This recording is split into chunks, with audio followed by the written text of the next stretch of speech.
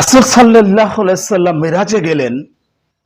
তিনি যে রাতে জান্নাতে গেলেন, অর্থাৎ জান্নাত দেখার জন্য জিবরাইল আলাইহিস সালাম রাসূল সাল্লাল্লাহু আলাইহি সাল্লামকে জান্নাতে নিয়ে গেলেন। জান্নাতে যাওয়ার পর রাসূল সাল্লাল্লাহু আলাইহি সাল্লাম একজন একজন মানুষের কোরআন তেলাওয়াতের আওয়াজ শুনতে পেলেন। তখন রাসূল সাল্লাল্লাহু আলাইহি সাল্লাম জিবরাইল আলাইহিস সালামকে বলছেন, জিবরাইল, এ কে কোরআন তেলাওয়াত করছে? তখন জিবরাইল আলাইহিস সালাম উত্তর দিলেন, এ হচ্ছে হারিস ইবনে নোমান। তখন রাসূল সাল্লাল্লাহু আলাইহি সাল্লাম অবাক হয়ে গেলেন। তিনি এভাবে বলছেন, এই হারিস ইবনে নোমান, হারিস ইবনে নোমান, সে তো এখনো জীবিত, সে তো পৃথিবীতে।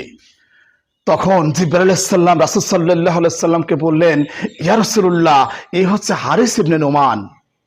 রাসূল সাল্লাল্লাহু আলাইহি সাল্লাম মিরাজ শেষ করে পৃথিবীতে আসলেন।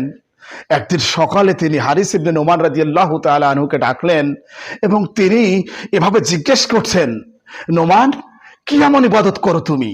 কি এমন স্পেশাল ইবাদত আছে তোমার? আমি তোমাকে জান্নাতের মধ্যে কোরআন তেলাওয়াত করতে দেখলাম, তোমার কোরআনের তেলাওয়াতের আওয়াজ আমি শুনতে পেলাম।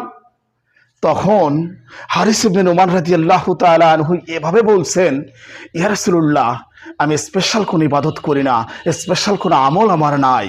তবে আমার মা অসুস্থ, আমার মা খেতে পারে না, আমি আমার মাকে খাইয়ে দিই। আমার মা গোসল করতে পারে না, আমি আমার মাকে গোসল করিয়ে দিই। এভাবেই আমার সারাদিন কেটে যায়। তখন রাসূল সাল্লাল্লাহু আলাইহি সাল্লাম হারিস ইবনে নোমান রাদিয়াল্লাহু তাআলা আনহুকে এভাবে বললেন, নোমান, এই ইবাদত তুমি কখনো ছাড়বে না।